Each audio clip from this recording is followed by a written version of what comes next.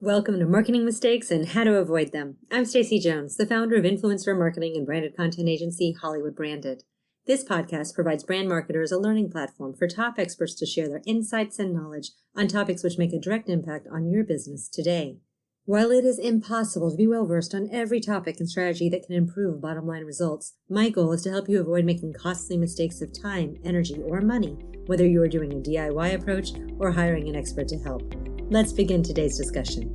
Welcome to Marketing Mistakes and How to Avoid Them. Here's your host, Stacy Jones. Welcome to Marketing Mistakes and How to Avoid Them. I'm Stacy Jones. I'm so happy to be here with you all today. I want to give a very warm welcome to David Barnett, who helps people buy and sell businesses. David has been working with small and medium-sized businesses for over 20 years and has written 7 books about buying and selling businesses, franchises, and local investing, with titles like 12 Things to Do Before You Consider Selling Your Business, How to Sell My Own Business, and 21 Stupid Things People Do When Trying to Buy a Business. And he also has a YouTube channel with over 400 videos. Today, we're going to talk about the process of buying and selling and what you need to set yourself up for success years before you are even considering making that transaction happen. We'll learn what has worked from David's experience, what maybe could be avoided, and where people are missing the mark. David, welcome. Hey, Stacy, thanks for having me on the show.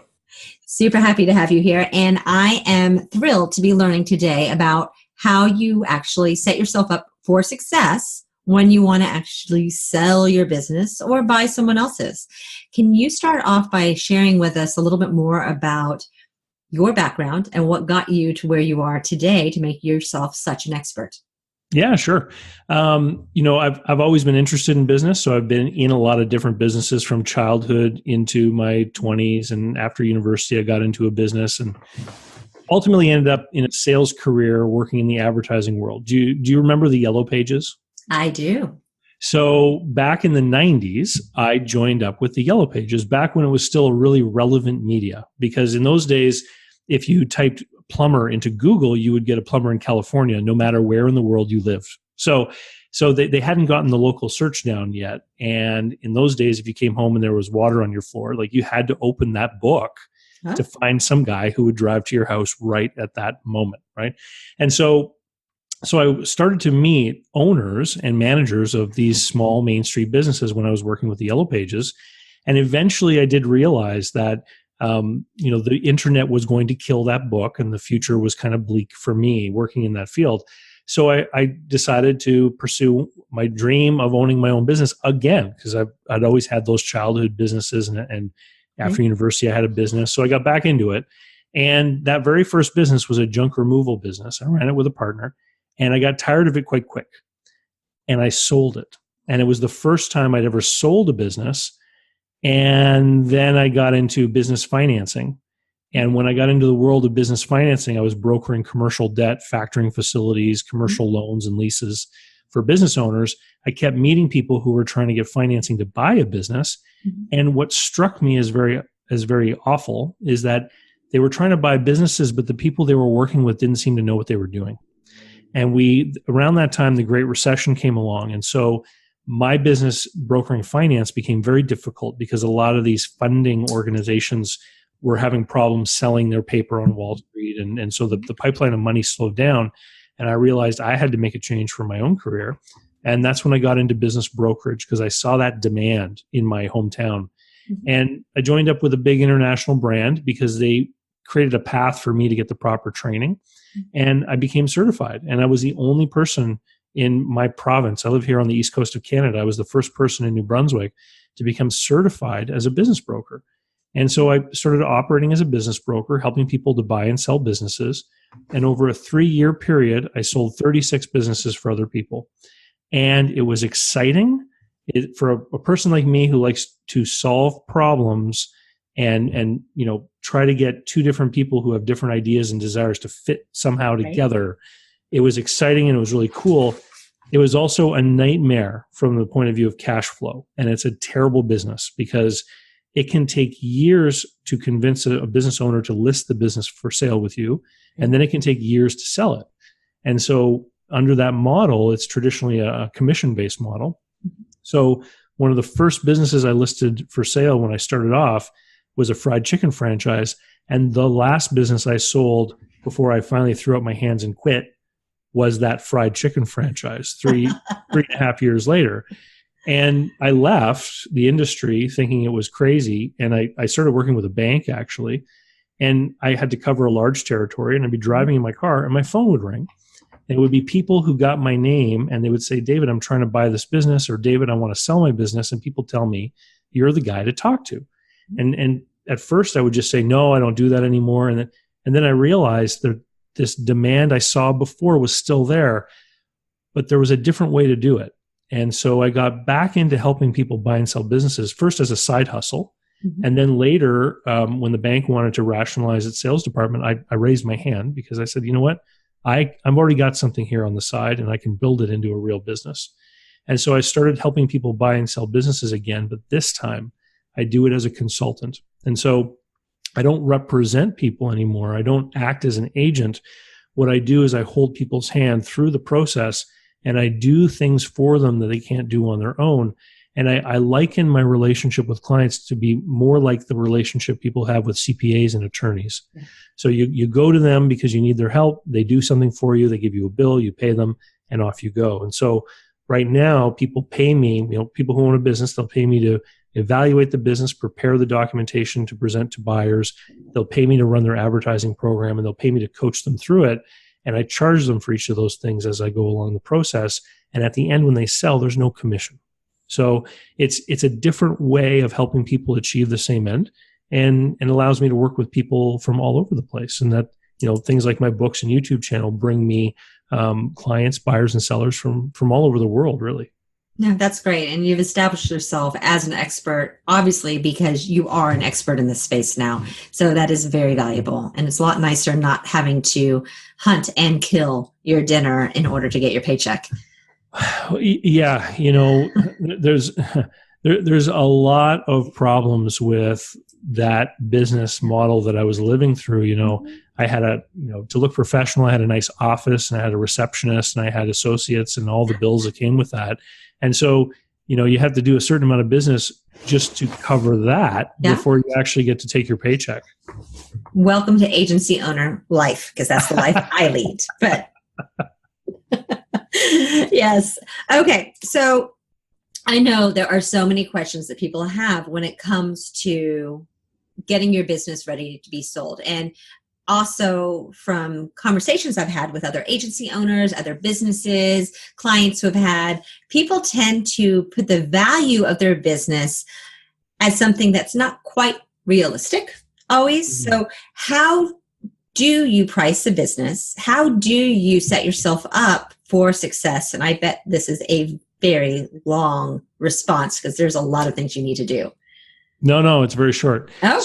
So here's the whole thing in a nutshell. The price someone will pay for your business is a function of the cash flow that the business provides and the riskiness that the buyer perceives. Okay. Mm-hmm. And then they're going to modify that by the number two big thing. And that is the belief, the likelihood of how likely it's going to be that they can carry on that cash flow under their stewardship. Okay. So here's where the problem comes in when you talk about things like an agency business in the world of marketing, advertising, design, anything creative and anything professional. Your engineers, your accountants, your bookkeepers, your lawyers. Mm-hmm. Is the buyer is going to be fearful that the reason you have the earnings you do is because people want to do business with you. Yep. Right. And so one of the things that you have to think about is, are these customers coming to do business with me, or are they coming to do business with the firm? And if you think about the barber on the corner and then the convenience store across the street from them, everybody in the neighborhood knows that if they want a Coca-Cola late at night, they can go to that convenience store. Mm-hmm. Hardly anyone in town probably knows who the owner is, right? They see the same faces in there all the time, but it doesn't really matter. They're going to the store because they know it's open because they can get a bottle of pop, right? Yep. The barber across the street, though, has a much more personal relationship with the clientele. Mm-hmm. So the more bad haircuts he gives to people, the worse that relationship is going to be, right? Mm-hmm. Or if he gives really great haircuts, the more people are going to be willing to wait, for example, to have their turn in his chair. Mm-hmm. And so that's the example of the business where what we call the goodwill, the willingness of the public to do. And then there's an accounting term called goodwill too, but Mhm. the goodwill of the business and how it's perceived in the marketplace, is it tied to the business or is it tied to the person?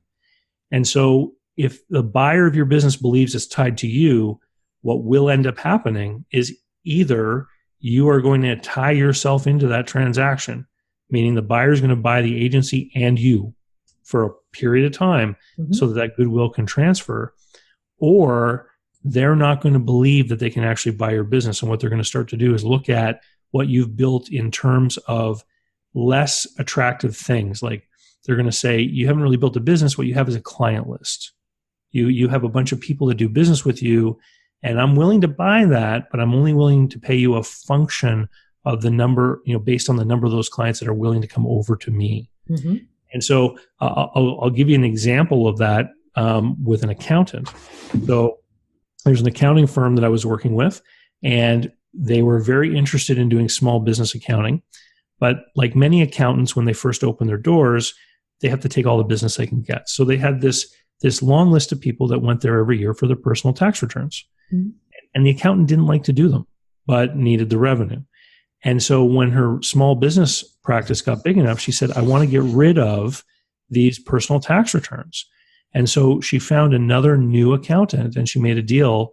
Basically, what ended up happening is they said, look, here's the list of customers. We're going to mail them all a letter. Mm-hmm. And I'm going to tell them that you're now handling my personal tax return practice. And I want a percentage of everything you bill those people for the next 3 years. Mm-hmm. Right? And which is very different from an accountant saying, I'll buy your personal tax return business for X number of dollars. Right? The buyer very much bought a client list, not knowing and fearful of the fact that some of those people may not come to him. And at the end of the day, he was happy with the deal because he only had to pay for the customers that actually did come to him. Much safer for the buyer in that situation, but less money potentially for the seller. Well, and less of a windfall kind of environment. Yeah. When people think of selling a business, they think of having all this money come through the door. The reality is very few small business owners, and when I say small business, I'm talking about what I call Main Street businesses. So anything with earnings under $500,000. Mm-hmm. So most of those businesses, they don't sell so someone can cash out.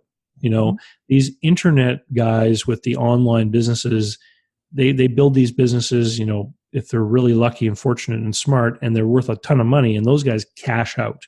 And they secure generational wealth for themselves in one big transaction. Mm-hmm. Small business owners don't do that because the valuations don't lend themselves to that. Most of the time, small businesses can sell for anywhere between, just a little over 1 times the owner's discretionary cash flow, which is the profit plus the owner's salary that he takes, 1 time up to maybe 3 times. And so when sellers learn that, when they say, wow, if I stick around for the next 2.5 years, I'll have the same money, they're not excited about selling. And that's usually not why they do it. They do it typically because they can't run the business anymore. Right. So, the top reasons why people sell a business are, number 1 is burnout and fatigue. Followed by divorce, poor health, the need to relocate, and retirement. So these are all the same reasons why people sell a house or sell their sports car they love. A pressing personal concern forces them to need to sell the business so they can move on to something else. And when those things happen, then we have to act fast, because if the person is not interested and not able to run the business the way they have been, then that drop in passion and drive is going to start affecting the business. Mm-hmm.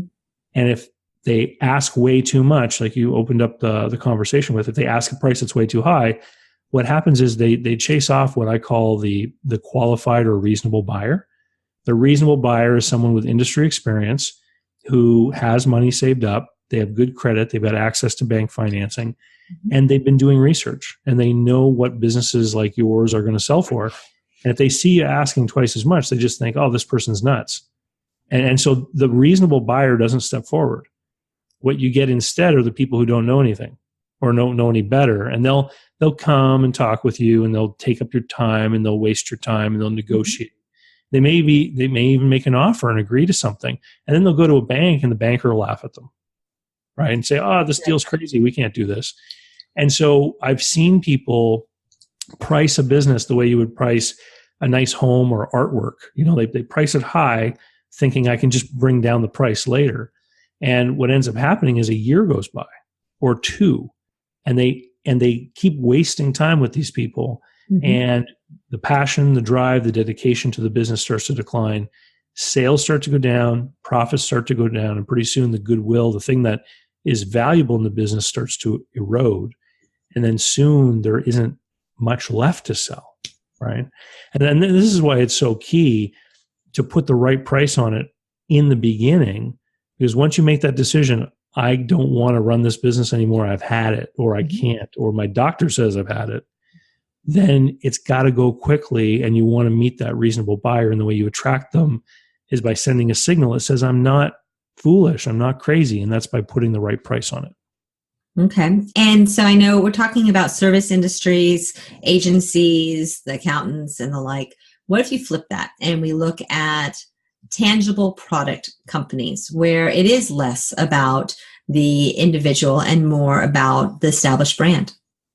Yeah, that's what makes it easier. If you're a manufacturer of widgets and they get sold through distributors, the person at the end of the road who, in the store, retail store, who buys that widget, they're not as connected to who the owner of that business is.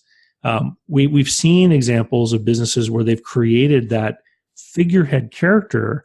And what's interesting is sometimes the business will be sold and they'll want to keep that figurehead. And I think of Burt's Bees, right? That was eventually bought by a large multinational company, but they still want Burt around. Right. Because they want to bring them out for special events and things like that. And so there can be that, that marketing tie-in to who the owner is. But, if you went and had to buy parts for your car, chances are you don't know who owns the company that made the part. And as long as your mechanic says it's a good part, you're okay with it. Yeah. Right. And so that in a lot of ways is easier. And those kinds of companies do tend to sell for higher multiples. Because it's much clearer that the brand goodwill belongs to the company, not the owner. Okay.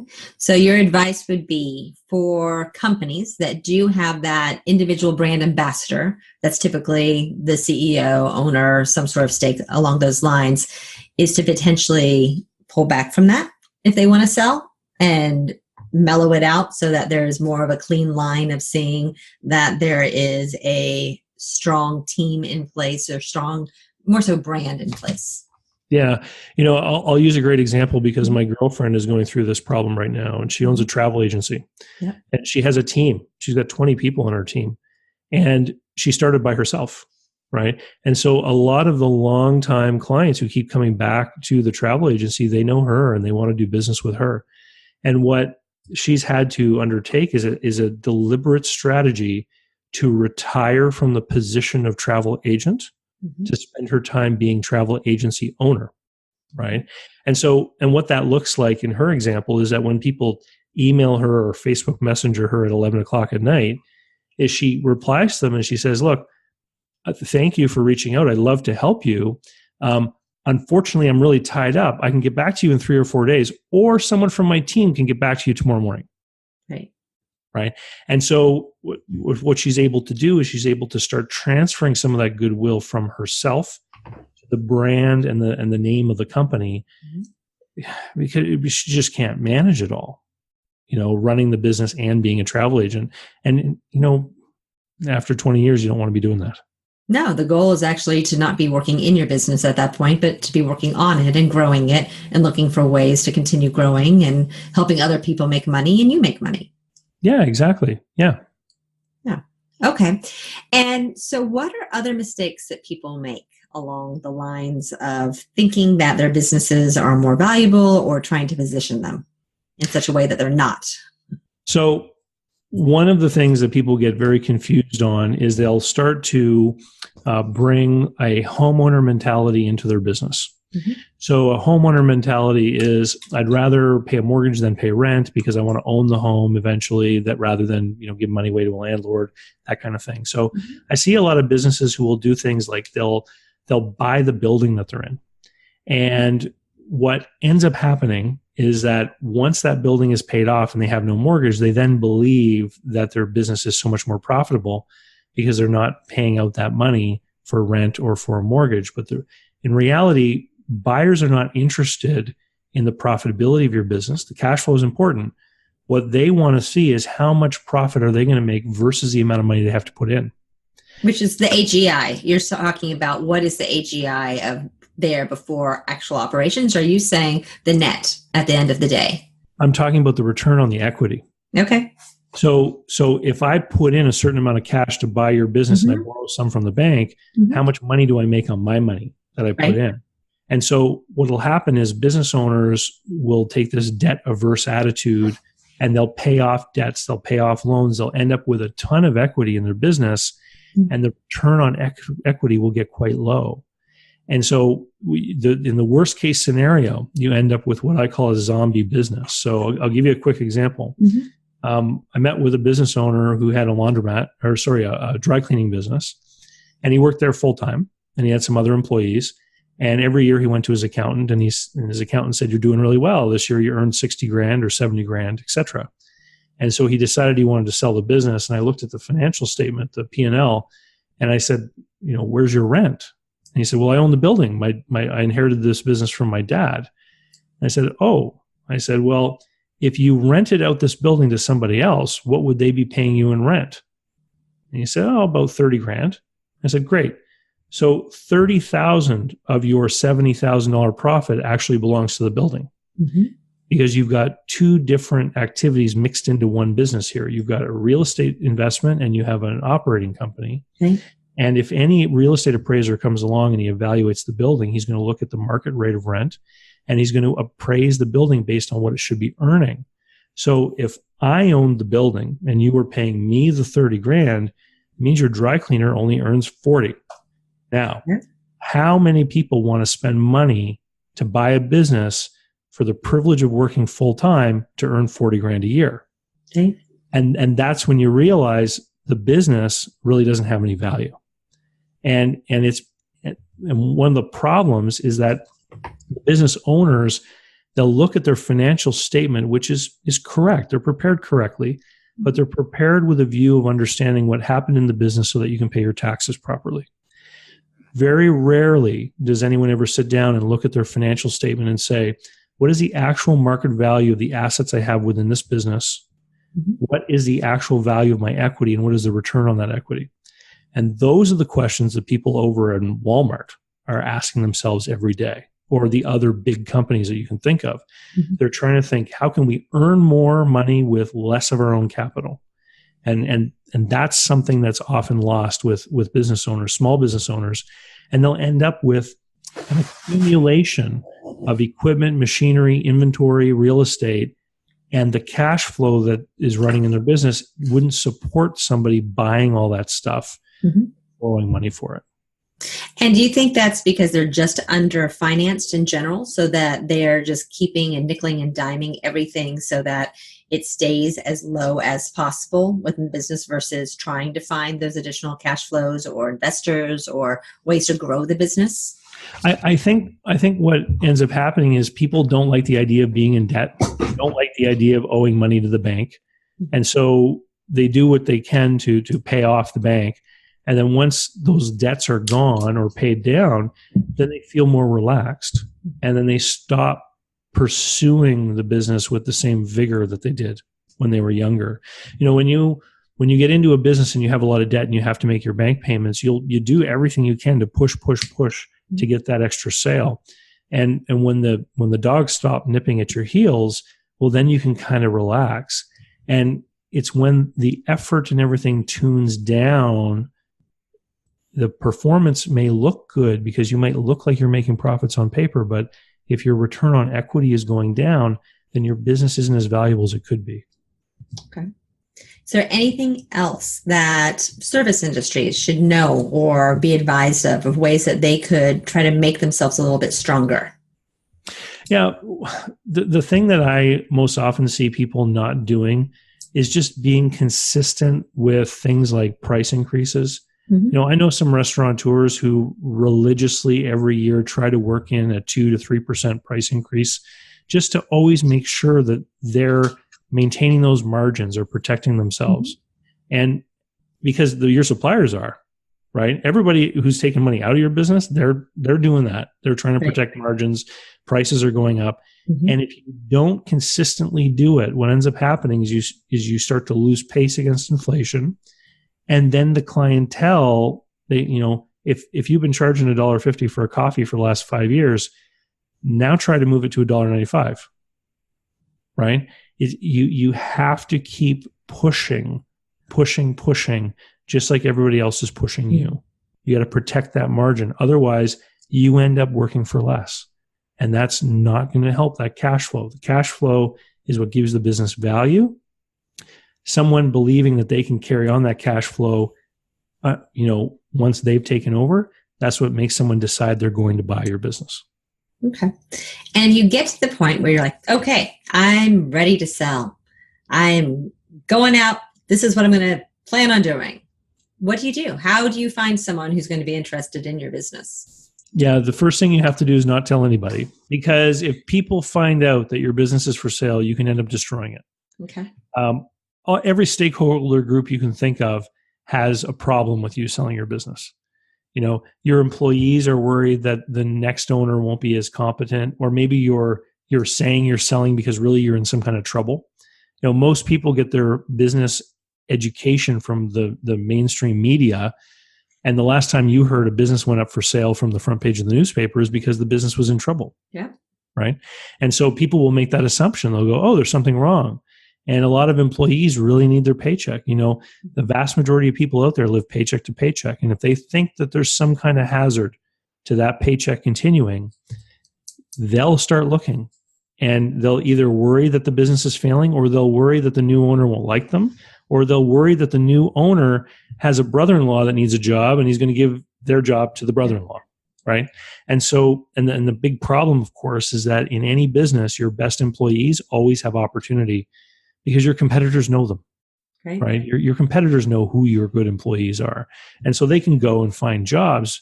And if they start bailing, of course, then it creates a problem for you in maintaining your service to customers, suppliers, bankers, customers, anyone who finds out the business is for sale.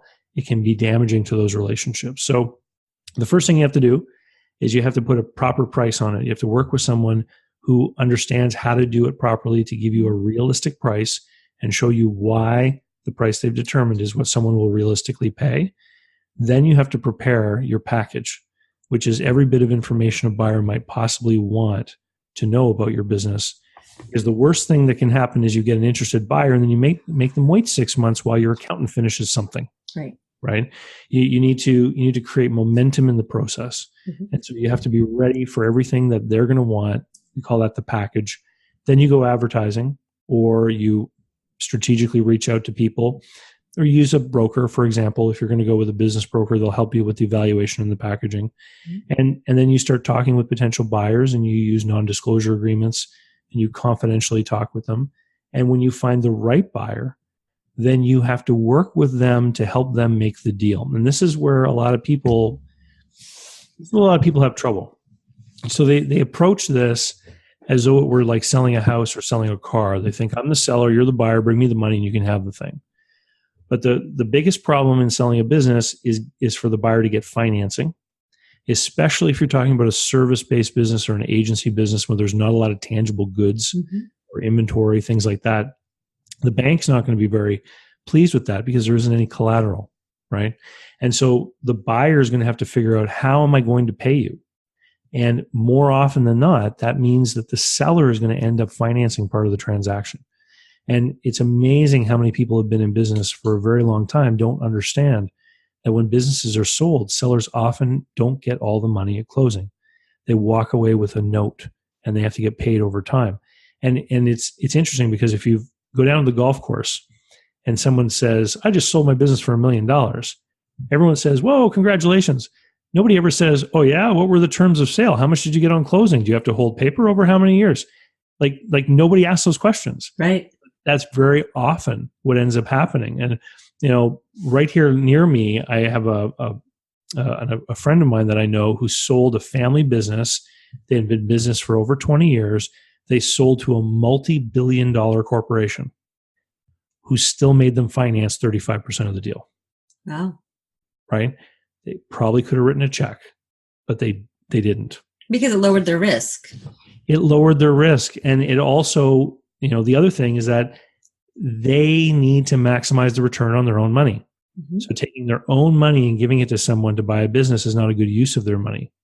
They want to borrow to buy the business. It's the same with if you need a house. If you had $25,000 or $50,000 in the bank and you needed a place to live, what most people would do is they'd use that money as a down payment and they'd borrow the rest from the bank to buy a house. But you could take the 25 or 50 grand and buy an old trailer home. Most people don't do that. Most people want to leverage for something bigger. And so if you're trying to sell a business for $500,000, the buyers don't have that money. The buyers you're going to meet are people that have 50 to 100 grand. The people with $500,000 are trying to buy the $3 and $4 million businesses. Right. They're trying to leverage bigger. And so if the buyers can't get the money from the bank because there's not enough collateral or whatnot, then you're going to have to be the bank. And that's a big surprise for a lot of business owners. And so what does that usually mean for them? So if they're going to be carrying a note, what typically are the terms to get payment on that? How long are they going to be carrying a note? And how does that actually work? Well, it's a great question. It all depends on the negotiation. Mm-hmm. And sometimes it even depends on the other lenders. So if there is a bank involved, that bank will often dictate terms to the buyer and seller. They'll say, look, we'll finance this deal, but this is what it's going to look like. So I've had people come along where the seller has agreed to finance 20% of the deal, let's say, and the buyer has 25% of the money, but the balance of the money is coming from the bank. And the bank says, yeah, we'll make this loan, but the seller is going to have to wait for 5 years with interest-only payments before you start paying down the principal on his note. So that's one example, okay? In other cases, it could simply be that the seller has to carry a note over 3, 5, 7, 10 years, depend, and they can start getting their principal payment right away. In other cases, it can be based on ratios on the balance sheet. So the seller can start collecting his money, but if certain balance sheet ratios in the business weaken, the bank lender can dictate that the seller no longer gets payments until the ratio improves. See, the seller financing, it does a lot of different things. Number one, it protects buyers from risk because it's usually subject to offset in the case of a material misrepresentation. Mm-hmm. See, buyers are worried they're being lied to, right? And if I have the seller financing part of the deal, and if I find out later that they lied to me about something and I can offset my damages against that note, it makes me more confident as a buyer to move forward on the deal. Sure. But it's also a way for the bank to offset part of the risk because the bank will always become ahead of the seller in the security list, right? In the ranking or order of liens. And so if a buyer comes into a business and after a couple of years they start to falter, then the bank knows that the only person who would likely ever want to come in and take over that business is the seller. Mm-hmm.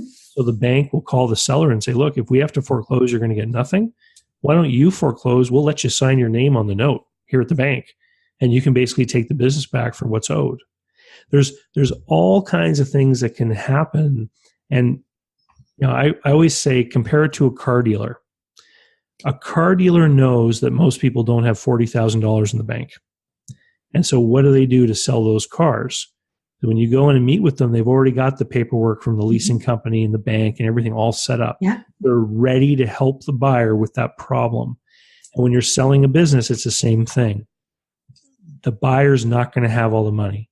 So how are you going to help them buy your business? And so, I've seen a lot of deals go sideways because the sellers have this attitude of, like, show me the money. I've got a great business.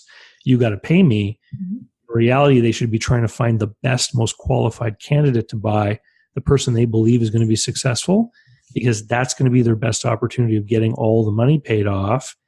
And then the seller is going to have work with that buyer to help them get the financing. I just helped a client in Wisconsin, and they were selling a bakery that had been in the family for a long time. Mm-hmm. And I was coaching the seller. And when the buyer came along, the buyer made the offer. And I said, look, this is what you may have to do In the end of the day, they were able to get SBA financing. But when the buyer went to the bank, the seller was with them in the banker's office saying, I'm here for you. What do you need about my business? What information do you need? What can I do to make this process work for the bank? What can I do to provide for the buyer? And really, it's a collaborative effort. And that's what the seller financing also does, is it aligns the interests of the buyer and the seller. If I bought your business and just paid cash, you would have no interest in helping me down the road. Yeah. Because you could walk away with your money. But if I bought your business, Stacy, and still owed you 30 or 40% of the money after closing day, and then I had a problem or a question about a longtime customer, I could call you up and say, look, Stacy, can I talk with you for a few minutes about this customer? I'm having some issues with them. You have an interest in helping me. Sure. Because you want me to be successful, because you want your money. Right. Right.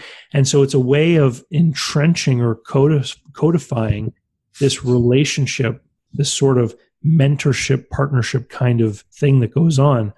And in the 36 deals that I did here locally while I had my business brokerage office open, in every case but one, the buyer and seller ended up becoming friends through the deal. And so after the transition period was done, after the training had been delivered, after everything in the contract was said and done, they're still talking to each other. That's great, because you're really, I mean, if you've been an entrepreneur, you've created a business, you're really selling your baby. And you want someone who's taking it, who's going to take care of it. Not only are you selling a baby, you're selling something that's ethereal. It's not tangible. Yeah. When I describe a business, sometimes people will say, well, my business is my auto repair shop. And I'll say, no, that's a building. And people will say, well, my business is my portfolio of designs. I'll say, nope, those are pictures, right? Really what a business is a system where people and capital and some place, either online or in the real world, work together to create a cash flow. And so the buyer is buying that system, that methodology, that repeatable way of doing things. And you can't put your hands on that. It's a very intangible thing, and sometimes we use tangible tools, but it's a system. And so it's very difficult for someone to, repossess it. That's why the banks don't like to lend against a business unless there's a government program sort of backing it up. As long as the taxpayer's on the hook, they'll make the loan. But if not, they say, well, what collateral is there, right? What machines, inventory, et cetera, could we take if you don't make the payment? And it's because they're very aware at just how fragile a system can be. You put the wrong person in customer service for a couple of weeks and they start to alienate your clients, they can ruin a business really quick. And that's why franchises are often preferred by people buying businesses, because they're looking at something that has been able to be duplicated by others, and that there is a guarantee almost that there's a safety net. Well, I've got a lot of opinions about franchises. In fact, I wrote a book called Franchise Warning. And I think that what you said about systems and things is accurate. Right. When you buy a franchise, you should be getting an operating system and be taught a way of doing business. Opening a new franchise is just like opening any other new business. You've got to take customers from someplace else. Right. So the guarantee of success that franchisors like to talk about, like how much more successful it is to open a franchise than a new business from scratch. I throw a lot of salt on that argument in my book, and I'll just give you a couple of quick hints as to why I say that. In order to open a business from scratch, you need like $100, right? You got to register a domain name, maybe get some business cards and a phone, and you can be in business, right? And so if you're going to compare the cost of spending $100 or $200 or $500 or $1 million on a franchise versus that kind of startup, it's very easy to say that the franchises have a much better rate of success because the people who are starting them have much greater financial resources. Right? The person who invests $100 to try to become a window washer, if they find a better job, their business is going to close, right? So the number one, the franchisees have much more financial resources. So if things don't go well, they can put more money in typically to finance losses. where a lot of the from scratch startups can't. And so it skews the statistics. The other thing that I've seen many times with franchises is that they'll talk about how many of their businesses are still open, for 5 years. And the most common commercial property is a 5-year lease. I've seen financial statements for a lot of franchises where they're marginal, breaking even, or losing a bit of money. But the buyer, the franchisee, had to personally guarantee the lease on the rented location. So it actually made financial sense for that person to keep a losing business open rather than risk getting sued by a landlord. And so when they reach the end of their 5-year term, then they give their notice and they close up and they move out. So the real question for franchisors is how many locations are open after 6 years with their original owner? And that last part is really key because sometimes people will spend hundreds of thousands of dollars. There's another example of this right here in my own town. Someone opened a franchise food place, spent about $400,000 building the store. After a year and a half, they just couldn't make it. They ended up losing the location. They didn't pay the royalties. The franchisor took over the location, made it a corporate store briefly, then sold it to someone else for less than $100,000. So that second owner has a much different financial position than the first one did. They don't have the debt. So their cash flow situation is much better, and they may be successful. Time will tell. But so the question is, how many are open after 6 years with the original owners? And you start to see a very different picture of what's going on with a franchise. If somebody wants a business and they want to be told what to do, and let's face it, a lot of people work well within systems and rules, then I often say to those people, look at a franchise.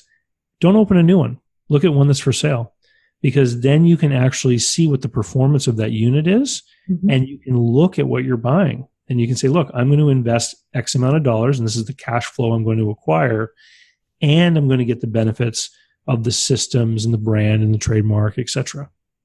No, that makes absolute sense.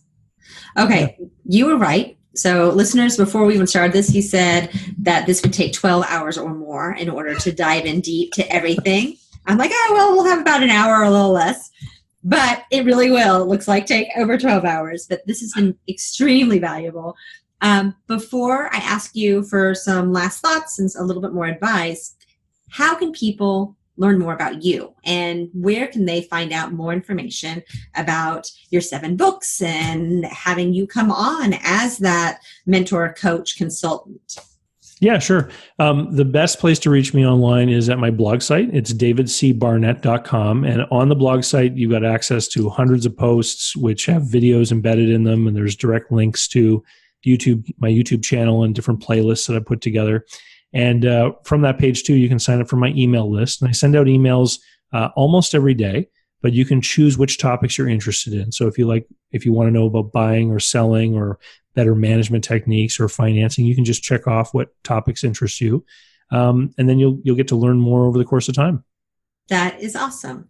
And so as some parting words of advice to those who are still firmly have their business, maybe they're not quite ready to sell it, maybe they're trying to think about it a little bit because 10, 15 years can pass very quickly in a blink of an eye. What would you tell someone is the most important thing to start doing right now? Just start to think about what might happen if you weren't there tomorrow. So, because when you sell the business, that's what's going to happen. You won't be there on a certain day. And so how is that new person going to be able to manage things or take care of things? So, start documenting your systems, start writing down your workflows, how you do things. Even professionals that are highly skilled in a creative, talented area, they still have a process, right? When you're working with someone on marketing, maybe number one, you examine what they're doing, and then number two, you confirm what the desired goals are, and then number three, you figure out what the budget might be. There's a process, even though it might be in your head. Start to document that stuff so that you'll be able to hand it over to someone, that you'll be able to teach someone. And more importantly, and this is one of the big things, the reason why, and we talked about franchises, but the reason why McDonald's sells a lot of Big Macs is when you're on the road in a strange town and you're in a rush and you don't know what food is going to taste like at different places, you can be comforted by the fact that you already know what a Big Mac is going to taste like because you've had them before and they're all the same. And, maybe the Big Mac isn't the best hamburger in the world, but you're going to get what you expect. Yeah. Right? It's consistent. It's consistent. So by documenting your systems and processes and getting things written down, what you're going to be able to do then is be able to adapt or present those and have your team members use them. Mm-hmm. And it actually becomes a selling tool to get your customers off of you personally and onto your team, because you can start to say like, yes, we've been working together for years and our documented process is an 87-step process that we take every client through on every project. And Sally and Peter and John and Felipe, they all have the same process that we all use together. And we all talk about our clients at our regular meetings at the different goal points through that process. Mm-hmm. So even though you're going to be talking with, Sally instead of me, you're still going to end up with the same result. And that's what's going to allow you to start to divest yourself, is when you get those systems in place. Yeah, that makes absolute sense. And I think all of us probably could use a little more systems and processes. Yeah. That's awesome, Stacy. Thanks for having me on the show today. I really enjoyed it. I think our listeners will have as well. So thank you for your time, David. And for everyone listening, this was Marketing Mistakes and How to Avoid Them. And I'll speak with you quite shortly.